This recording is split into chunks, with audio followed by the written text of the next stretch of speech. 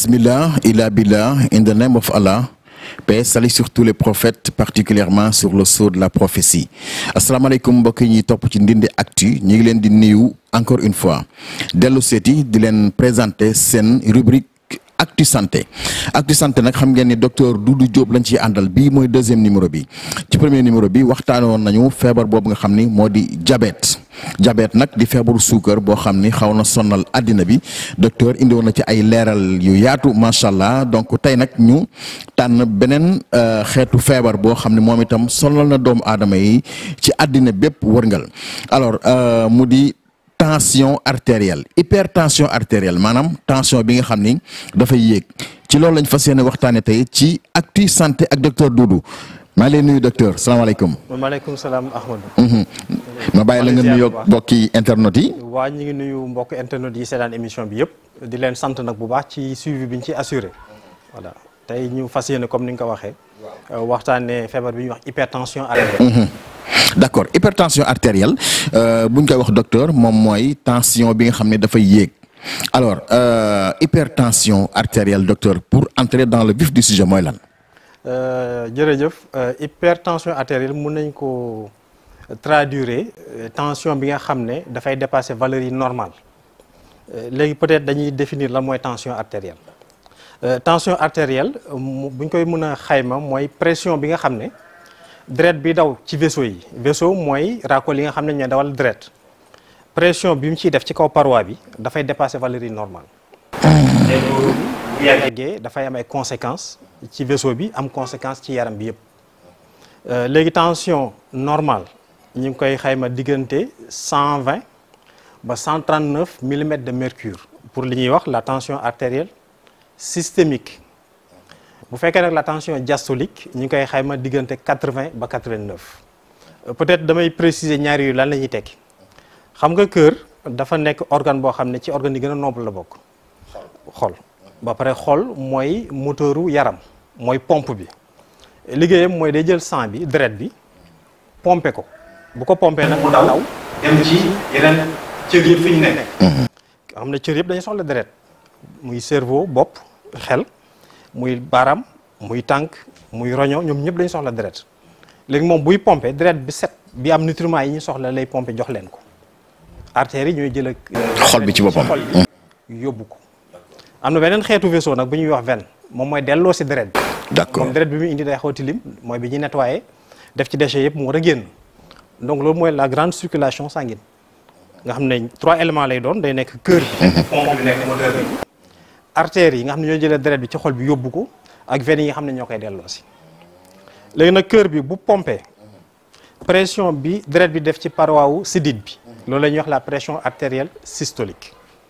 moom lañ ne bu normal di nekk diggante 120 ba 139 millimètres. war ko dépasser war ko yées. war ko dépasser war ko yées léegi bu relâché woo bu pompé ba pare da xam day relâché wu mun a pompé waat bu relâché woo pression bi deret bi def ci paroi wu sidit bi moom la ñuy wax la pression diastolique donc ñaar yooyu la ñuy calculer di ko mesurer ak appareil bi ñuy wax tensiomètre voilà bu dépassé nag valeur normale yi ma wax dañuy considérer ni am na hypertension artérielle. kon yow docteur donc détaillé nga ñu un peu lan mooy tension artérielle ak naka lay maanaam naka la tëddee ci wàllu circulation sanguine ba yegsi ci bopp bi alors am na ci cër yëpp ba yegsi ba ci yegsi ci cër yëpp am na limite boo xam ni waru koo ëpp waru koo yées d'accord te loolu wax nga ñu ni mooy moom la ñuy wax la tension normale voilà bu ko dépassé c'est-à-dire mu romb ko dañ naan dafa am hypertension artérielle bu ko yéesee ñu ne hypotension artérielle. léegi nag hypertension artérielle docteur naka lay manifesté wu ci nit ki. waaw hypertension artérielle buy manifesté wu ci nit ki ci njëlbeen am na ay signes yoo xam ne nit ki dina ko seetlu ci boppam benn bi ci njëkk mooy boppam day faral di metti beneen bi ci topp mooy day nekk nit koo xam ne day faral di miir. troisième signe bi mooy ay nopp yu riir. mbaa muy siffler. beneen signe bi ci mujj mooy sa gis-gis day lëndëm. gis gi day wàññeeku.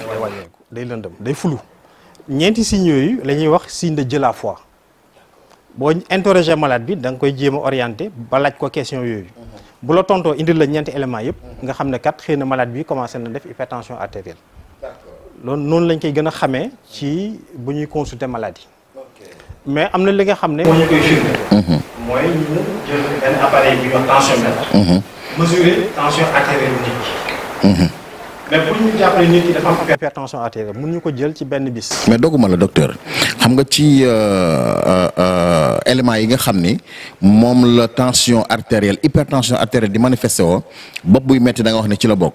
léegi nag bopp buy metti xam nga dafa xam bëri ay façon ñii seen daal bopp li mooy metti ñii seen jë ñii benn côté bi. ban moo ci méttitu bopp bi nga xam ni moom mooy annoncé en tout cas hypertension artérielle. waaw day jàpp bopp bi ci en général.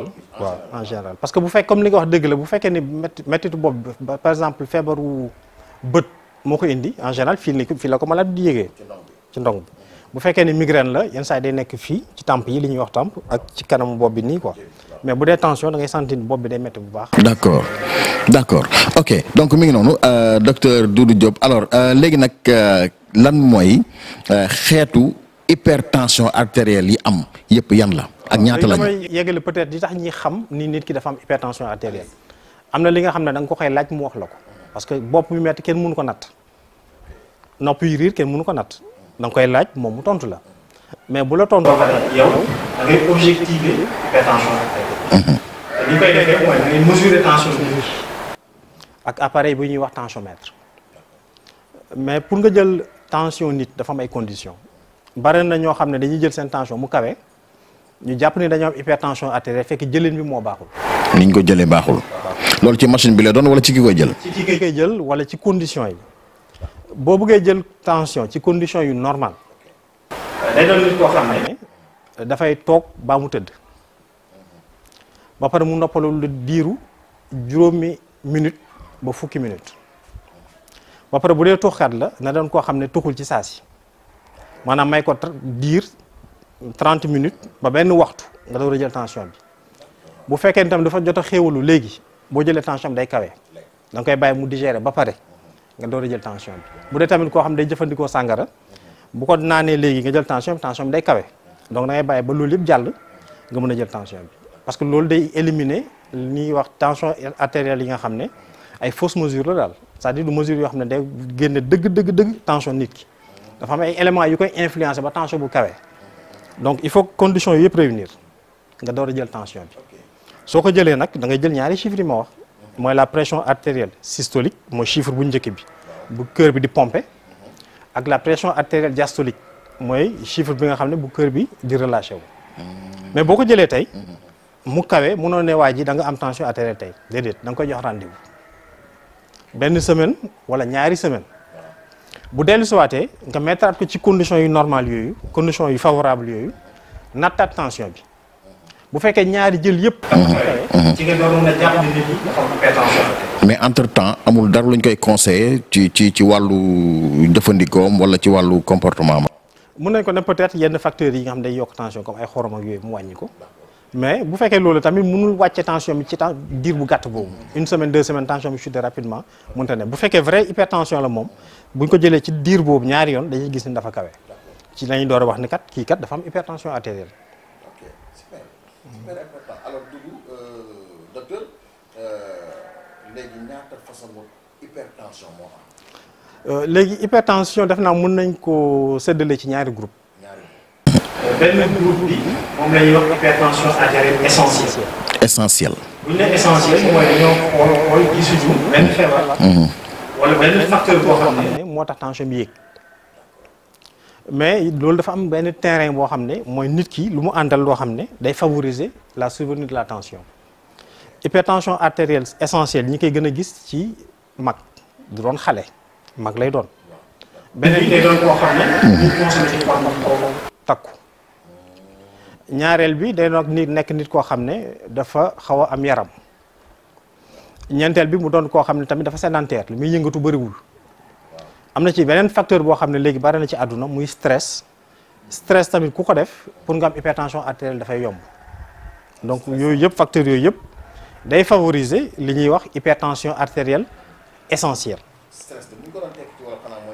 njàqare àdduna wala njàqare ci sa liggéey wala njàqare koom-koom ak lu mu munti doon mu lay xalaat loolu bëri sa fit bi du toog sa xel dalul loolu mun na affecté nit ki ba tension di yéeg léegi beneen groupe bi dañ koy wax hypertension artérielle secondaire essentiel ak secondaire hypertension artérielle secondaire day doon hypertension boo xam ne li ci gën a bëri benn feebar mooy ñëw indaale hypertension bi wala feebar bi yéegal wala signe feebar boobu benn ci signes yi hypertension da ciy bokk feebar bi ci gën a bëri bi ñuy gën a gis ci wàllu docteur mooy phéochromocytome bariwul Sénégal trop sax mais phéochromocytome ku ko am si biir signes yi day amaale hypertension artérielle am na beneen feebar tamit bu ñuy wax maladie de Cône it ku ko am ci biir signes yi dañ ciy fekk hypertension artérielle waaw def naan buñ ko mën nañ ko séddale noonu ci gàttal. essentiel moo am ak deuxième bi moom mooy. secondaire à une maladie. secondaire à une maladie d'accord ok nga xam ne da ngay am tawat comme bi nga tudd léegi. mu jaare ca. waa indaale tension bi. d'accord kon mi ngi noonu te li ëpp ci ay mag lay gën a dal quoi. bu dee essentiel bi waaw essentiel ak terrain bi ma wax nii. ku dul yëngatu lu bëri. di lekk xorom lu bëri. yaram bi xaw a moo am yaram tuuti. ba pare ñenn ñi tamit dañuy am li ñuy wax des facteurs familiaux c'est-à-dire seen biir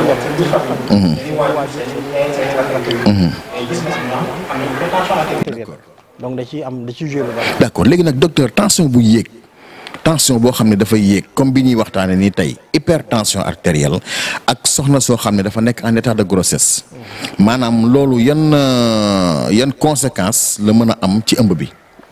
waaw loolu question bu am solo la parce que dafa mel ne comme diabète rek am na li ñuy wax diabète gravidique mooy soxna yi nga xam ne bu ñuy ëmbee seen taux sucre ci biir deret bi day yéeg am na ci tam ñoo xam ne bu ñu jàppee ëmb seen tension dafay kawe loolu bokkul ak nit ki nga xam ne dafa amoon hypertension mu jàpp ëmb bokkul ak ki nga xam ne tamit dafa amoon hypertension grossesse bi ñëw compliqué ko loolu lépp day am mais am na ci ñoo xam ne voilà bu ñu ëmbee rek ci la ñu am tension te ñooñu li ñu ci gën a seetlu sax diggante ñaari ëmb tension bi day normal bu ñu ëmbee tey jii tension bi yéeg ñu suivre leen toppatoo leen ba ñu mucc ci jàmm bu ñu arrêté wala bu ñu muccee rek tension bi day normal mais bu ñu jàppaatee beneen ëmb tension bi day yéeg. comme la nga waxoon te diabète ba rek. waaw. noonu la ko suñu borom doxalee daanaka mais loolu tamit diabète ak hypertension day doon loo xam ne lu jar a surveiller la parce que soxna si ko am mun na am benn complication bu ñuy wax pré-éclampsie te feebar boobu docteur dañ ko ragal trop moo tax dañuy surveiller soxna yi am hypertension ci kaw ëmb dañ leen di surveiller bu baax a baax di leen toppatoo di def le tout pour tension bi bañ a di kawe ci xale bi juddu tamit di ci gën a bëri day doon xale boo xam ne day tuuti c'est-à-dire ni xale bi nekk ci biir bi di màggee day xaw a yéex yenn saa yi it mun na indi xale bi nekk ci biir bi daal di loru bu ko defee buy génn fekk faatu na waaw yooyu c'est des conséquences yoo xam ne dañ koy faral di seetlu ci soxna yi nga xam ne dañu am tension artérielle ci bu ànd ak ëmb te contrôlé wu ñu xëy na tension bi wala faj ñu leen faj ba ca war moo tax importance su di faj soxna yi nga xam ne dañoo am hypertension artérielle ci bu ñu jàppee lor. ginnaaw yooyu yëpp nga xam ni wax nga ko expliquer ko nga xam ne ay complications la yoo xam ni dafay ànd ak tension artérielle ak soxna si nga xam ni dafa ëmb ay tension dab ko ak mu yoroon tension bu yéeg ba pare ëmb bi dab ko ci yooyu expliquer nga ñu ko def naa ni ñiy xool def naa dinañ ci bàyyi xel soxna yi itam dinañ ci gën a bàyyi xel incha allah quoi ndax lu xaw a waaw lu jar surveiller lu doy waar la alors léegi nag maintenant. tension bi léegi am na vraiment quoi la personne elle est hypertendue léegi daal moom tension bi day yéeg comme ni ko mag ñi di waxee léegi nag yan complication la mën a indil nit ki ci ak dundam. waaw hypertension artérielle complication yi xam naa tamit dama koy séddale ci ñaari bi. d'accord. am na li ñuy wax complication directe complication directe yi ñun docteur yi dañ naan dafay laal ñetti organes yoo xam ne dañ leen di wax organe noble mooy. cerveau muy xel muy xol ak roñam mooy yuur gi day laal yuur day laal xol day laal roñam. yooyu yëpp da koy attaqué. bismillah. complication indirecte yi mooy li muy def ci sidit yi bu ñu fàttalikoo hypertension artérielle mooy doole bi deret bi di dalee ci kaw paroi sidit bi te loolu bu yàggee day yàq sidit bi te am na ci yoo xam ne sax day dem ba fatt yenn côté yi bu ko defee deret bi ni mu waroon jàllee du ko jàllee correctement te feebar boobu ñu koy faral di wax athérosclérose nga xam ne ci biir sidit bi dafa xaw a fatt deret bu ñëwee faaw mu forcé pour mën a jàll ci côté bi beneen côté bi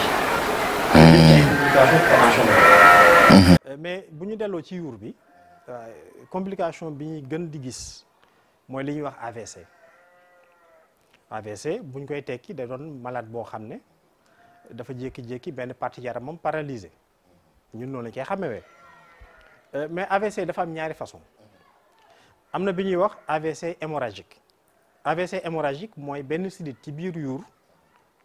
AVC moom mooy accident cérébral.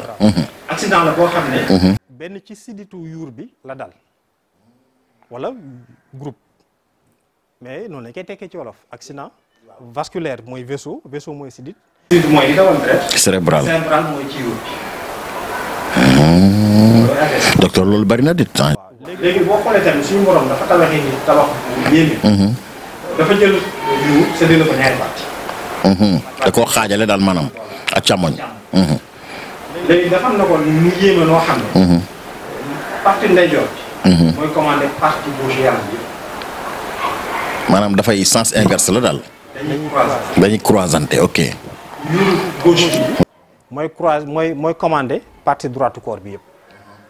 léegi boo gisee malade bu def AVC li ci gën a bëri benn côté bi day paralysé mais bu fekkee malade dafa paralysé à gauche cela veut dire que AVC bi ci cerveau droit bi la am mooy ci yuuru côté ndeyjoor bi fa la problème bi nekkee. voilà noonu la koy doxalee léegi ñaari système yi ma doon wax wala ñaari façon wu AVC yi benn bi mooy hémorragique nga xam ne benn sidit wala yeneen ay groupe sidit dañoo toj nàcc ci biir bopp bi. loolu bu ñu koy faj dañuy tijji bopp bi opéré ko beneen façon wu AVC bi mooy li ñuy wax AVC ischémique boo déggee ischémie mooy sidit bi ci boppam dafa fatt te bu fattee deret bi du mën a jàlle ci ginnaaw. kon partie yuur bi bu fekkee ci ginnaaw. deret bi dafay des. loolu mooy favoriser fatt boobu. fatt boobu yëpp feebar bi mën na ko indi. athérosclérose mën na ko indi tuxkat yi daf leen faral di yëpp. diabétique yi daf leen faral di yëpp ak nit ñi nga xam ne dañu am cholestérol daf leen di faral di yëpp waaw loolu li moom vraiment day nekk feebar yoo xam ne sax dañ koy faral di surveiller ci malade bi nga xam ne dafa am AVC. léegi xol bi en général complication yi ñu ciy am.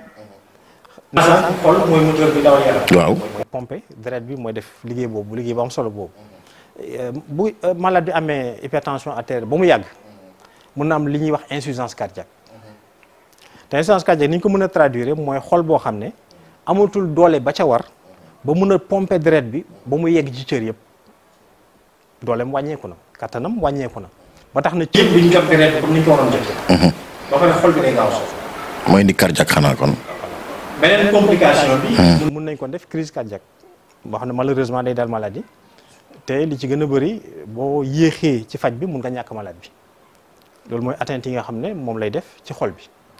boo ñëwee ci rein nag liñ ci gën a gis mooy li ñuy wax insuffisance rénale nga xam ne rein dafa nekk organe bu noble di liggéey bu am solo mun nañ ne rein mooy cër bi nga xam ne mooy tame deret bi. moo koy tame moo koy lay.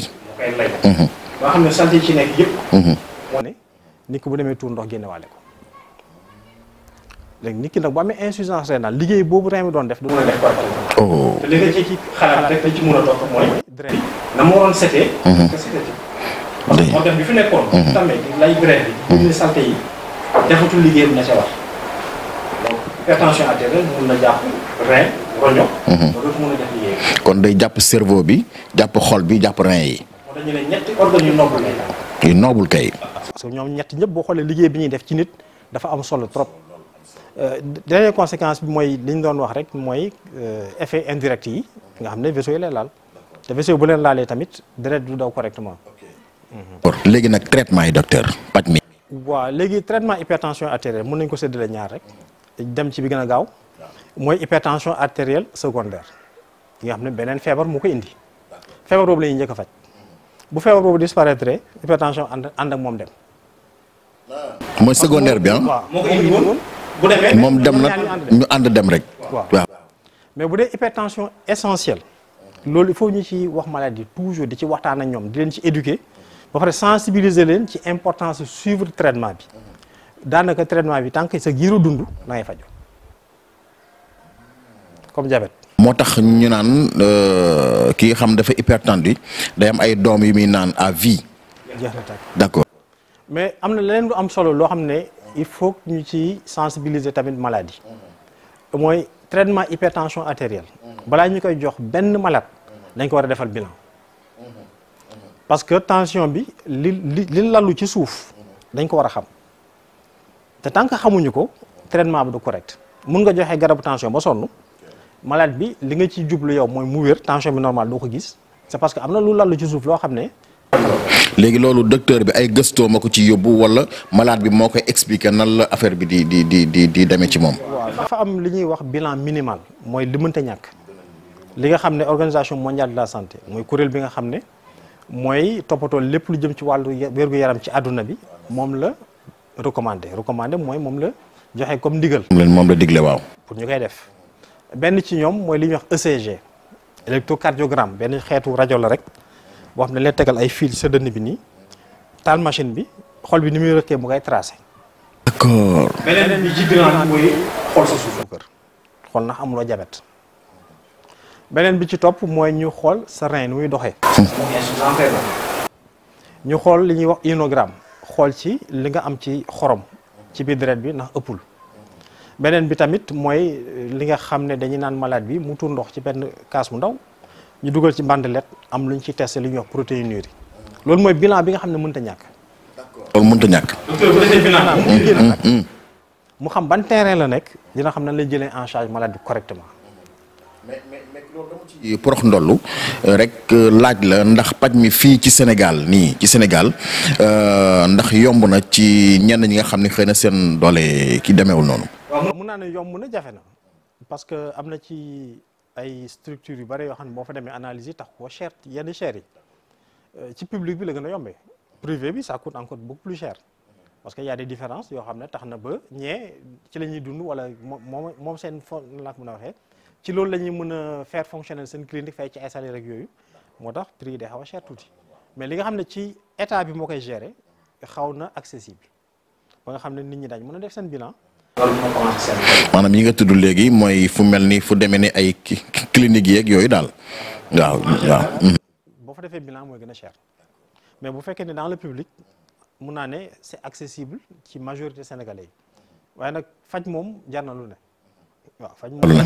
la santé n'a pas de prix dëgg la léegi nag docteur wax nga lu am solo maanaam li nga ñu expliqué nii dafa leer ba nga xam ni macha allah yàlla na suñu borom yokk xam-xam bi macha allah docteur Doudou Diop la ñu àndal ba tey ci Ndindy Actu ci seen rubrique bi ñuy tuddee Actu Santé tey nag ñuy waxtaane hypertension artérielle muy tension bi nga xam ne day yéeg docteur alors ginnaaw loolu yëpp mesure préventive yi maanaam nuñ koy gàttandoo ba xam waaw. xam naa dañuy yeggali traitement bi encore tuuti rek moo ci des parce que nee naa bilan bi ñu war a def.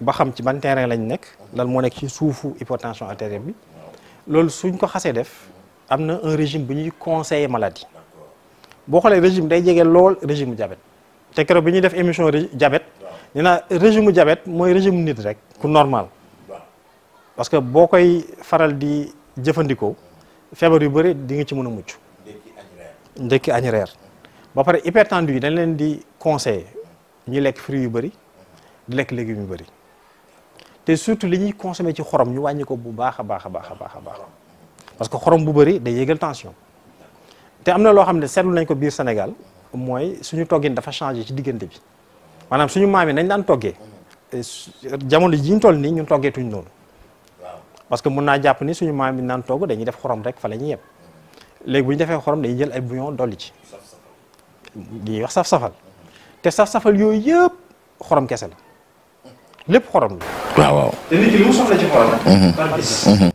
ñu ngi koy xayma diggante 1 gramme ba 2 grammes ci bis bi. kese. d'accord.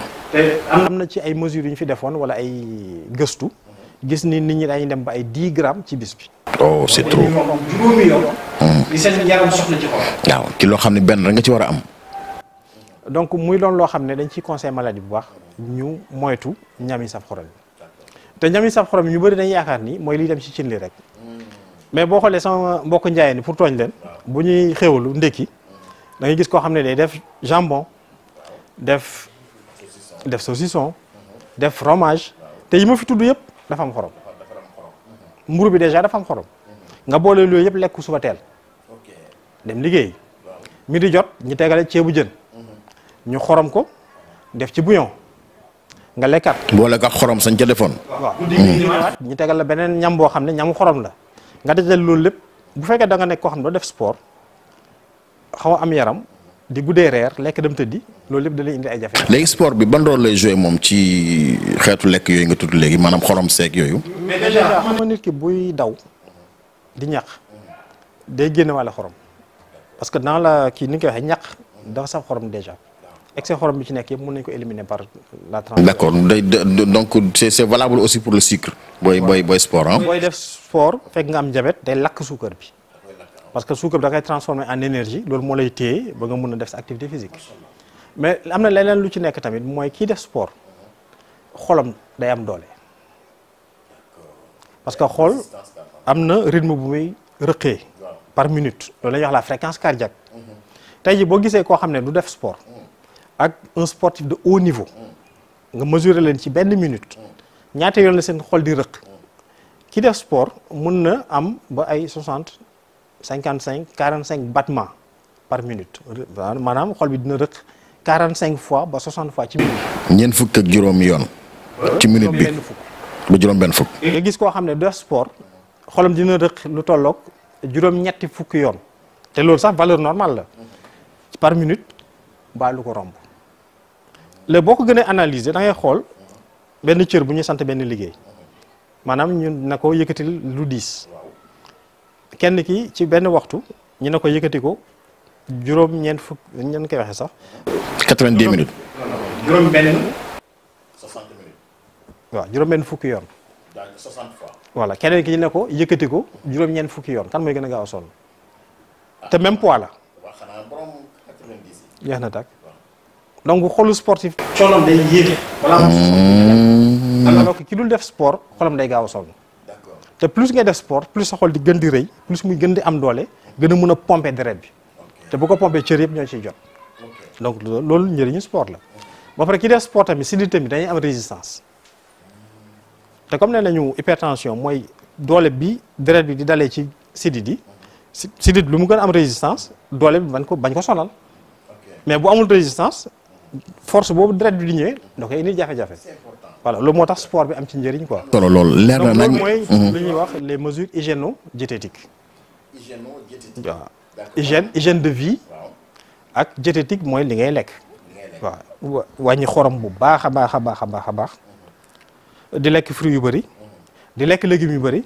am activité physique régulière minimum 30 minutes 3 fois par semaine. 30 minutes 3 fois par semaine.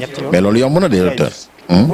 loolu yomb na de waaw dafa mel ni nag ñi comme ni nga ko waxee sànq rek sa mbokki njaayeen yi ak sama mbokki cekkeen yi ñoom dafa mel ni dañuy xewlu rek maanaam tëdd ak a jóg du ñu def dara benn activité duñ ko def alors docteur wax na ko kon sport dafa am solo ci li nga xam ni moo di wérug yaramuk doomu aadama hypertension. léegi nag waaw pour yeggale traitement bi toujours rek loolu bu ñu ko conseillé malade bi ba mu commencé di koy appliquer du tee day fam ay doom ñu ngay jox mu koy naan loolu la ñuy wax des médicaments anti hypertenseurs yoo xam ne dañuy wàcce tension artérielle moo koy réguler te loolu li tax ñi koy mën a orienter mooy dañuy xool sa bilan xool terrain bi kenn ku ci nekk ak traitement ba nga war a jël. bilan docteur nit ki ñaata la ko war a ñaata yoon la ko war a def ci at mi bilan. bilan voilà foofu laa bëggoon ñëwaat. léegi nit ki bu ñu commencé traitement bi par exemple en janvier dañuy jox objectif malade bi ak ñun suñ bopp docteurs yi diiru juróom-benni weer 6 mois pour tension bi dem ci valeur normale yi léegi ci diggante boobu weer bu jot dañuy gis malade bi contrôler ko xool na traitement mi ngi jaar ci yoon bi ñu ko bëggee joxaat ko beneen rendez-vous mu nekk juróom-benn rendez-vous c'est-à-dire weer bu ñëw. bu ñu yegsee ci juróom-benn weer. gis ni tension bi wàcc na ba dem ci valeur normale yi ñu commencé di koy xool par 3 mois mu ngi koy xool par 3 mois gis ni mi ngi normal ñu gën di espacé léegi ñu commencé di koy xool ñaari yoon ci at bi par 6 mois mais ci diggante bi tam saa yu ñëwee dañ defaat bilan xoolaat suukaram xool yeneen éléments yi xool rein bi xool yooyu yëpp xool tamit ndax amul ay effets yoo xam ne garab yi tamit am nañ ko ci yaramam donc loolu lépp ci contrôle la bokk voilà donc plus ñuy avancé plus rendez-vous yi di gën a sorianto te traitement bi tamit dañuy insister ci malade bi pour mu bañ ko arrêté ndax da doon traitement boo xam ne war ñu ko arrêté ngoog. mbaa garab yooyu cheruñu rek yi muy. waaw léegi xam nga garab moom fi mu nekk nii médecine ak pharmacie dox na doxaay boo xam ne bari na garab yoo xam ne sax gouvernement moo koy jënd jox ko li ñuy wax pharmacie nationale d'approvisionnement PNA.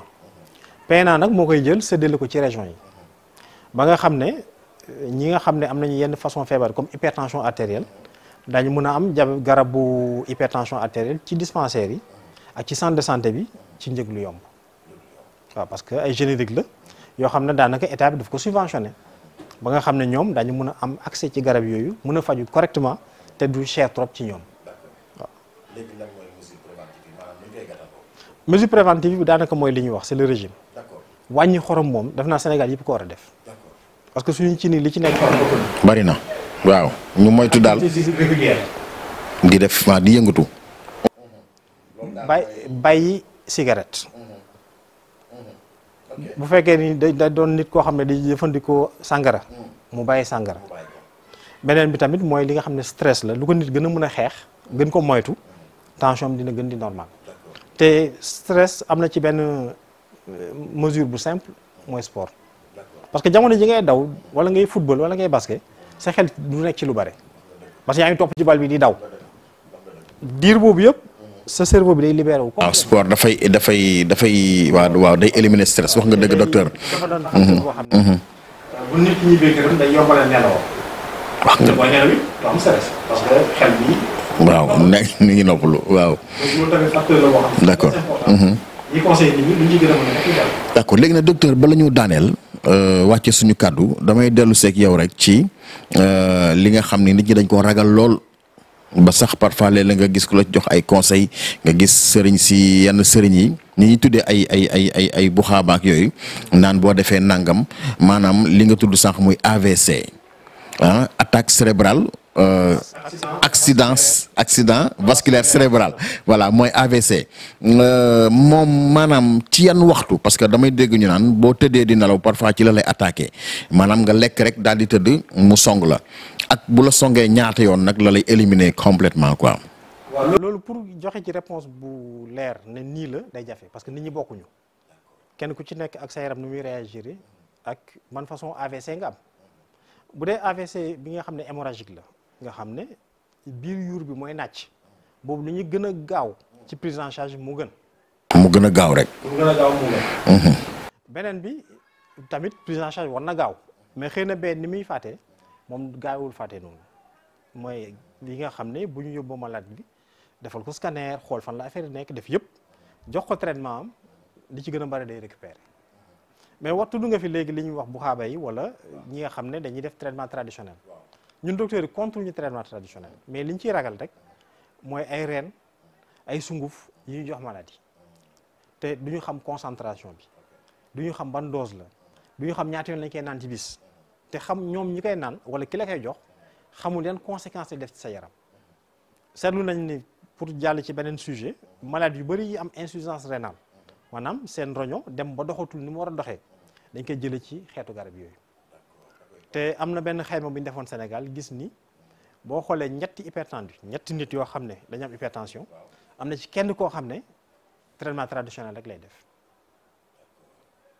amul benn contrôle amul bilan bu muy def amul analyse amul ku xëy natal tension ay reen lañ koy jox mu koy xooj di koy naan te loolu mun na ko indil beneen jàngoro ci ginnaaw mooy jàngoro roño waaw te loolu bu ànd ak hypertension artérielle complication yi dañuy bare donc da loolu xam ne ko nag su mun ñu ne traitement traditionnel amul mais ñun bu ñu sañoon dañ koy encadré mu doon ñoo xam ne li ñuy def wóor na xam nañ ko et puis mën a jox maladie ay indications yu leer parce que pour gën a continuer tuuti waxtaan boobu rek ministère de la santé ci boppam am na division de la médecine traditionnelle kon loolu day wane ni médecine moderne voilà contrôle médecine traditionnelle boo ko contrôle du créer benn pàcc boo xam ne te docteur moo fa nekk di liggéey ak traitement ñi def traitement traditionnel yi di gëstu li ñuy traité ay feebar yoo xam ne voilà su ci li ci gën a bëri sax li ñuy gën a collaborer day doon ay feebar yoo xam ne médecine moderne fi mu nekk ni xaw na cee tële yooyu dañ ciy collaborer bu baax di leen guider ci méthode scientifique yi ñu war a utiliser pour mën a joxe firnde li ñuy def ni lii kat maa ngi koy def résultat yaa ngi nii voilà. ok mu nekk mu tegu nag fu leer alors pour tëj nag vraiment docteur ah da nga doon junj sànq ne maanaam lu jëm ci wàllu stress ci nga xam dafa hypertendu léegi da ngay gis ay mag yu nekk ci kër nekk ak seeni njaboot ñuy xuloo ka xeex ba ñuy intervenir di yuuxoo seen xol di jóg wala yu demee noonu da ngay dégg ñu naan la yaay wala maam bàyyil yuuxu yi parce que lii baaxul ci sa tension bi alors yooyu xeetu maanaam yooyu xeetu yëngu-yëngu ñuy def ñoom de xanaa baaxul ci ñoom de ah. d'accord. mer waaw wala kontaan ba mu ëpp. voilà changement brusque état. ok. wala humeur. waaw. d'accord. parce que mën na la indi yenn conséquences yoo xam ni donc ça c'est te loolu dëgg la tamit. d'accord d'accord léegi docteur émission bi jeex na en tout cas deuxième numéro bii ñu doon waxtaan tey ñuy waxtaanee lu am solo muy temps hypertension artérielle alors ban dernier conseil nag ngay jox ñi nga xam ne ñoo ñuy topp ba fii ak fukki fan ak juróom ñu dellusiwaat ci beneen maladie incha allah. maa ngi sant ñëpp di leen gërëm ci li ñuy suivre émission bi nii di dellusiwaat ci thème mu tey bi nga xam ne mooy hypertension artérielle.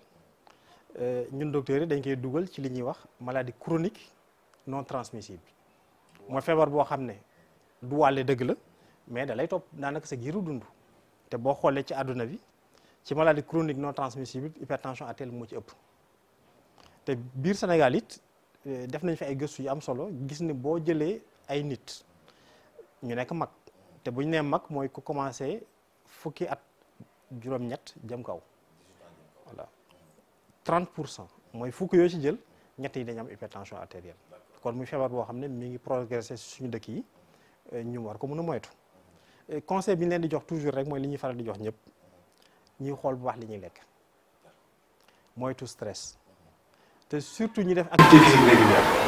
d'accord te it boo amee lenn loo yëg sa yaram nga dem ci poste de santé wala dispensaire wala fu ñuy fajee bu la gën a jege ñu xool sa yaram man daal bañ daal di yar feebar.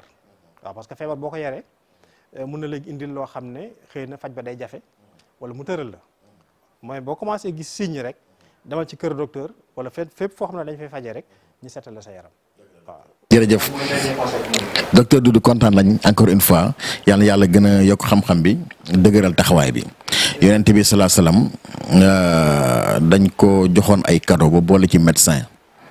léegi nag mu ne leen médecin bi moom dinaa jël cadeau yi mais médecin bi mën ngeen ko téye ndax ñun duñu gaaw a feebar mu ne nahnu qawmun laa naakulu hatta najua wa iza akalna la nashbi mu ne ay nit lañ yoo xam ne du ñu lekk loolu dañoo xiif te bu ñu lekkee du ñu lekk ba suur voilà du ñu lekk ba regg daal maanaam comme ni ko sama bokki géey ni defee jërëjëf docteur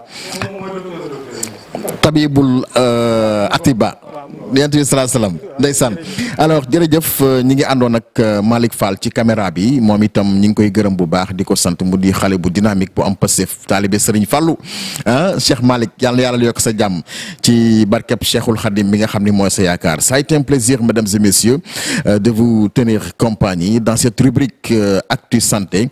Nous vous donnons rendez-vous dans 15 jours pour un autre numéro avec le docteur Doudou Diop. D'ici là, portez-vous bien et prenez soin de vous car la santé n'a pas de prix. Au revoir.